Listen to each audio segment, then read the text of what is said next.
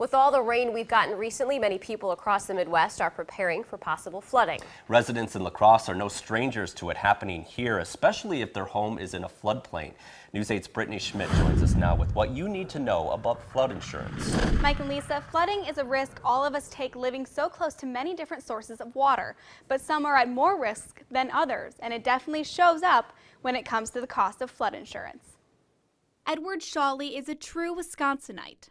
I'm not one of them people who wish I could go to Florida every year. He loves the outdoors, so it didn't take him too long to realize having a boat while living on the Mississippi River just makes sense. I'm out there almost every day. But lately, he has noticed a change out on the water. You know, they got signs that are posted, slow no wake, because the water's so high. The latest data from the National Weather Service shows the Mississippi River is at flood stage, which is 12 feet.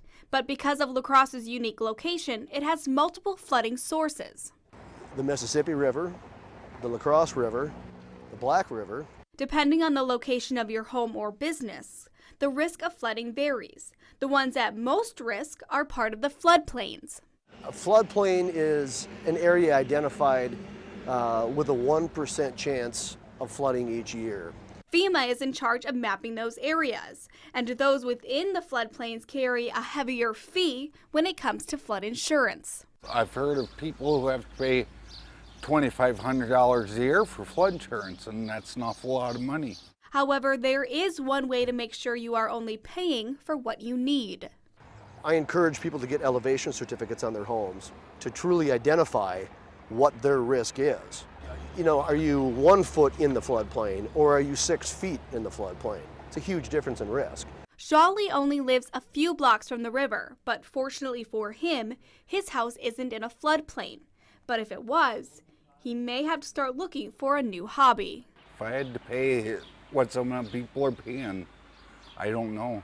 I guess I'd be thinking of moving to higher ground. If you are looking into flood insurance, just remember there is a 30-day waiting period before the flood insurance becomes effective, so make sure you plan ahead.